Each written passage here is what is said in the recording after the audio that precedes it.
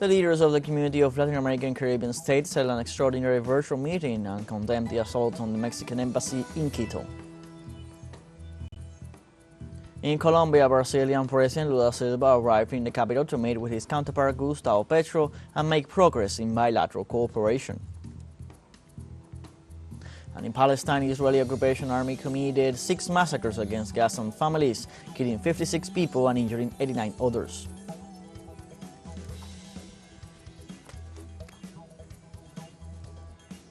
Hello, welcome to From the South. I'm Luis Alberto Matos from the teleSUR studios in Havana, Cuba. We begin with news. Through an extraordinary virtual summit, the member countries of the Community of Latin American and Caribbean States condemned the siege of the Mexican embassy in the city of Quito, Ecuador, perpetrated by the government of current President Daniel Noboa, where a meeting was held with former Vice President Jorge Glass. The pro-tempore president of CELAC, Xiomara Castro, on behalf of the member countries of the international organization, urged the government of Ecuador to resume the asylum requested for former Vice President Jorge Glass in Mexico. The Republic of Ecuador is invited to redirect the due process of the asylum regulations requested by former Vice President Jorge Glass,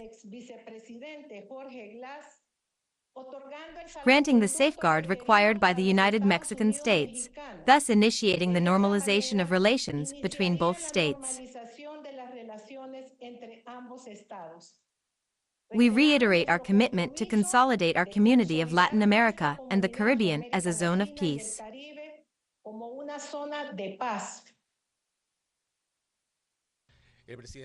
The President of Mexico, Andrés Manuel López Obrador, filed a lawsuit before the International Court of Justice to demand Ecuador's expulsion from the United Nations.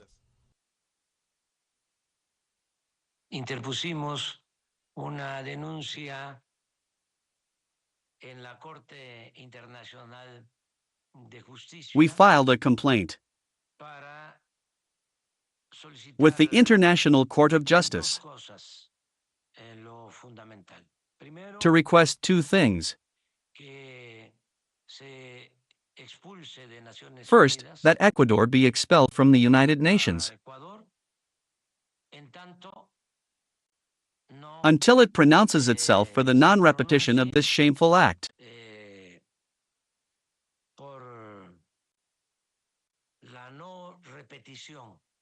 That violates international law. That is what we are requesting in the first place, an expulsion of Ecuador from the United Nations.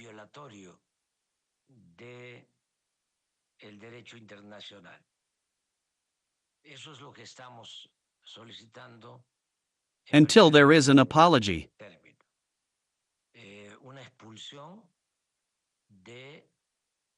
And an offer of non-repetition. Never again will there be such an outrage.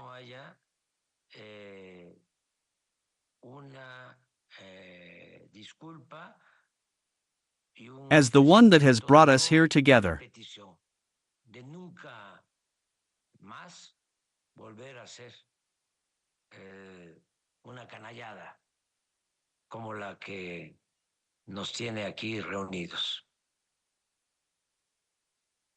Brazil defended the Bolivian government's position of creating a commission to verify that former Vice President Jorge Glass is receiving the necessary medical attention in Ecuador.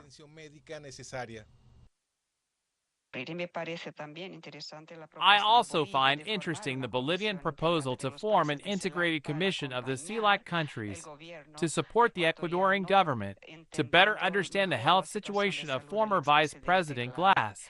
That would give U.S. time to advance Indiana the necessary discussions for the safeguarding. The President of Colombia, Gustavo Petro, described Ecuador's attack on the Mexican embassy and the kidnapping of former Vice President Jorge Glass as a barbaric act. Barbarism can penetrate our part of the continent, our space on the planet. What has happened with Ecuador is part of that barbarism, cannot be called otherwise, is the same, comparatively, as what happened with the Iranian embassy or what is happening with Gaza.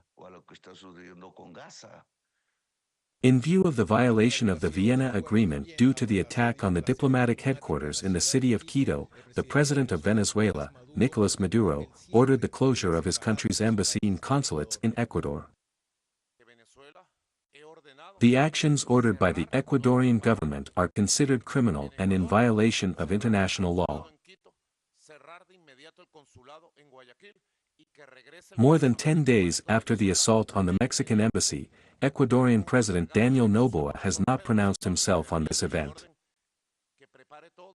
Venezuela has ordered to close our embassy in Ecuador, to close the consulate in Quito, to close immediately the consulate in Guayaquil and to return the diplomatic personnel to Venezuela immediately. We have a chargé d'affaires professor, Pedro Sassoni, and I give him the order to prepare everything. The temporary president of the Caribbean Community, CARICOM, and president of Guyana, Irfan Ali, has opted for dialogue to solve the diplomatic crisis between Mexico and Ecuador. The member states of the Caribbean Community, CARICOM, reaffirm the importance of adherence to the principles of international law and rules of diplomatic engagement enshrined in the Geneva Convention, which codifies the inviolability of diplomatic missions and consular offices. CARICOM is therefore deeply concerned that the Republic of Ecuador has recently taken actions that have violated the premises of the Embassy of Mexico in Quito. We anticipate that both states will seek to resolve the matter through dialogue and access the relevant multilateral process with a view to ensuring that our region remains one of peace. This must be the priority of all of us. In Asunción, the capital of Paraguay, thousands of university students protested to demand the restitution of funds for health and education programs. The protest takes place in the midst of a law enacted by the government of Santiago Peña, which supposedly would seek to universalize school meals but compromises funds from other areas. In this framework, progressive and opposition legislators are working with student organizations on a bill to guarantee funds for zero fees in public universities, research scholarships, early childhood and health programs, which were underfunded by the government of Santiago Peña.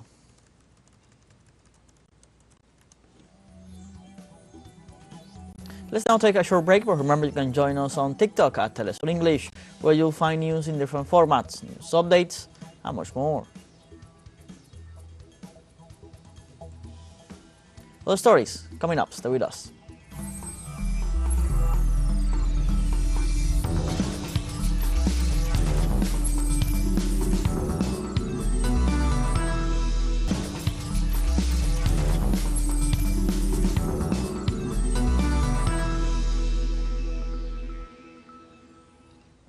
Welcome back. The president of Brazil, Luis Inácio Lula da Silva, arrived in Colombia on Tuesday to meet with his counterpart Gustavo Petro and make progress in bilateral cooperation. The Brazilian president was received by the foreign minister in charge of Colombia, Luis Gilberto Murillo, at the CATAM Air Base in Bogota.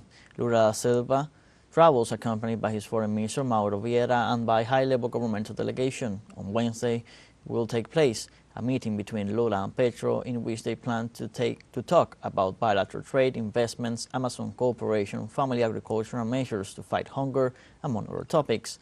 At present, Brazil is Colombia's third largest trading partner behind the United States and China, and both governments will seek to continue expanding this trade.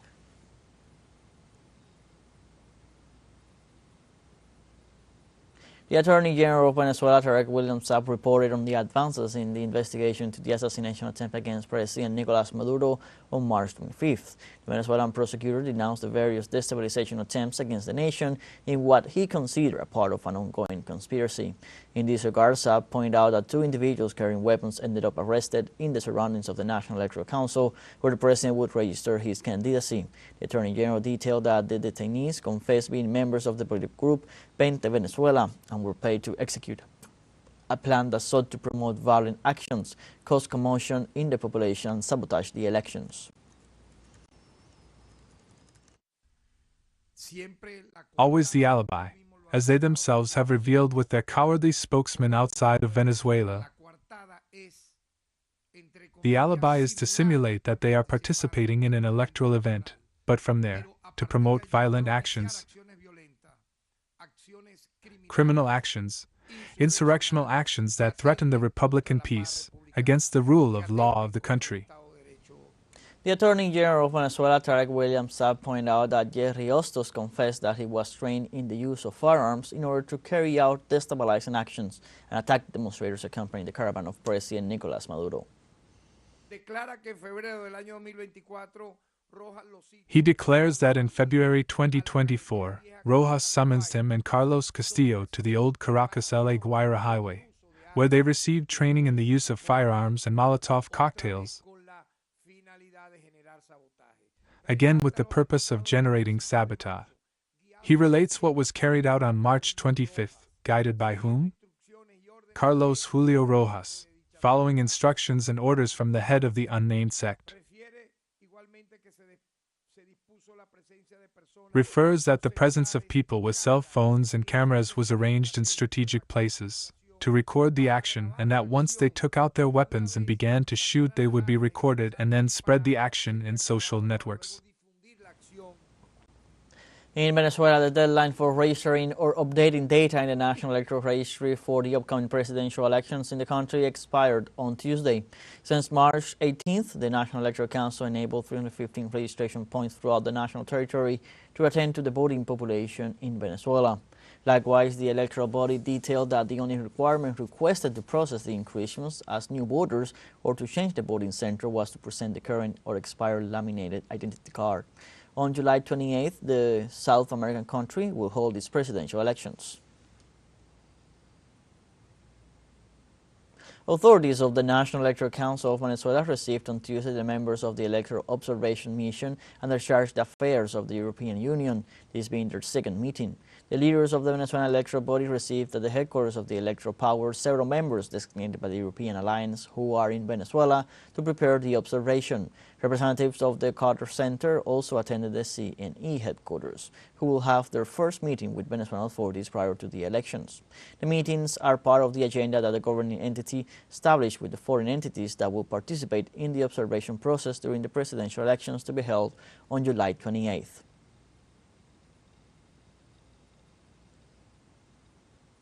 In other news, the people of Cuba celebrate the anniversary of the proclamation of the socialist character of the Cuban Revolution.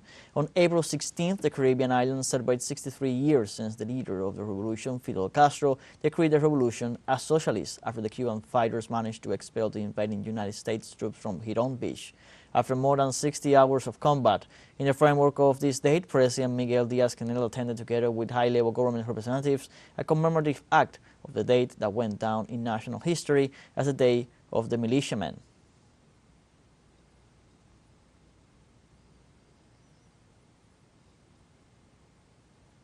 In this regard, Cuban President Miguel Díaz-Canel expressed on his X account that on the Day of the Militiamen, homage is paid to the heroic generation that won forever one of the most honorable titles of the Cuban Revolution by inflicting its first great defeat on imperialism in the Americas.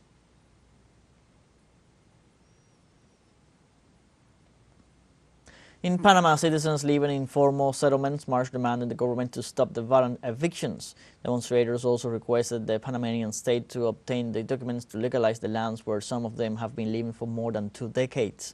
At the same time, they denounced the precarious conditions in which they live and reiterated their demand to have access to decent housing. According to statistics from the Ministry of Housing and Territorial Planning, there are around 414 informal settlements in the country, where approximately 63,715 families live.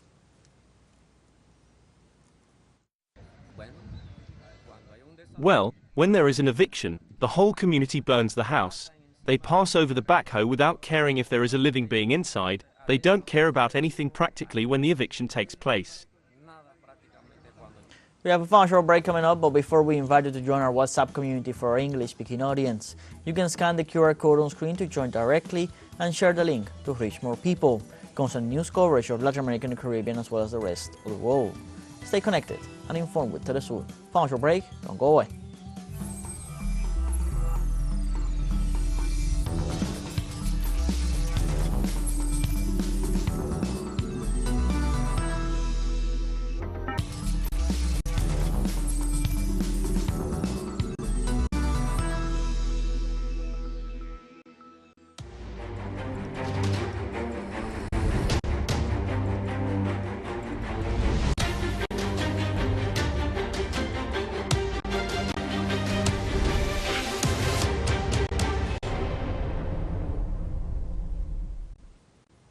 Welcome back.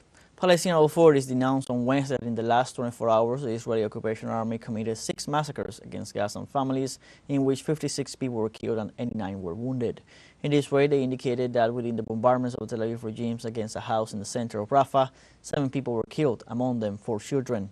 On the other hand, the Wafa agency reported that also 6 Palestinians were killed and several were wounded as a result of an attack on a gathering of citizens in the Sheikh Radwan market, north of Gaza City.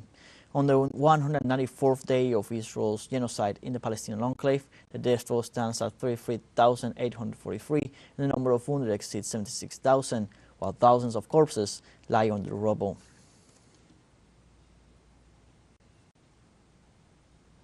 The Israeli occupation forces have killed nearly 33,900 Palestinians in the Gaza Strip in 193 days of genocide. The bombardments have also left 76,575 wounded since October 2023. According to local media, the Tel Aviv regime troops keep bombing the Gaza Strip. For the 6th consecutive day, attacks on the Al-Nusayrat camp continue, leaving at least 5 Palestinians killed and significant material damage during the last hours. Shelling was also reported in residential areas in the neighboring city of Al-Sahara, in the western part of Deir al-Balah, and in the south of the Strip, in the city of Han Yunis.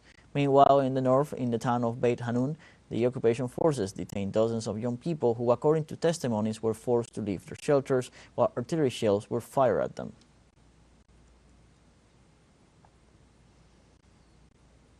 The president of Iran, Ibrahim Raisi, reaffirmed that any aggression against the country and its interests will be met with a response against the perpetrators.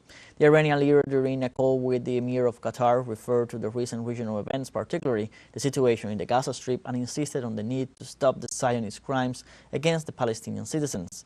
In this regard, President Raisi described the Israeli attack on the Iranian consulate in Syria as a sign of Tel Aviv's desperation given the failure in Gaza. The Iranian leader assured that its response against the Israeli occupier was based on Article 51 of the United Nations Charter, which contemplates the right to national defense against the inaction of the UN Security Council and other international organizations.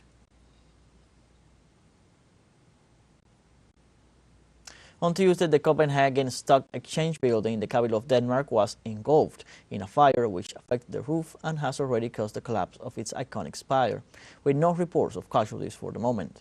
In this regard, the head of the capital's emergency department, Jacob Vested Andersen, confirmed a massive deployment of troops in the area, while the Danish emergency services said that the main work will be rescue and extinguishing.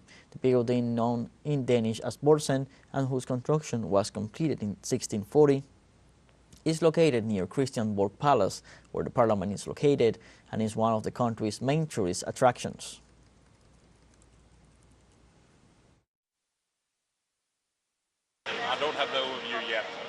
I don't have the overview yet about how many things have been destroyed, but I can say that there will be rooms that we haven't entered yet, but there has been a registration of all the paintings and all the furniture we have taken out of the building. It's absolutely horrible. It's part of the story of the building of our city, a story that we can't just leave in a sea of flames. And that's why we will do everything we can to rebuild this. Russian anti-aircraft forces on Tuesday shot down 3 unmanned drones directed from Ukraine that were flying over the border region of Belgorod. The Russian Defense Ministry said that the terrorist attack was repelled at 9:30 local time, and the aircraft were identified as fixed-wing aircraft. Likewise, the military agency informed that over the neighboring region of Kursk, also bordering Ukraine, the anti-aircraft defenses destroyed a balloon launched from the Ukrainian territory, which was aimed to hit installations. In recent weeks, more than 9,000 children have been evacuated from the Belgorod region to areas far away from Ukraine because of Wisconsin's attacks on the territory. The traditional April Fair is held in Sevilla, Spain. This festival dates back to 1846 and has its origins in agriculture. At that time, the nobility used to go in their carriages to visit the livestock and agricultural products on display. As time went by, it became a festival of fun, entertainment, and social coexistence until it became a festival of international renown.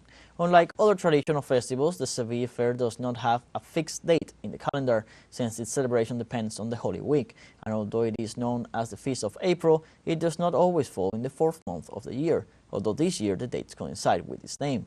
The fair, which began on Sunday, April 14th, will end next Saturday, April the 20th. And in Paris, the construction details are being finalized on the buildings that will house the 2024 Olympic Games competitions.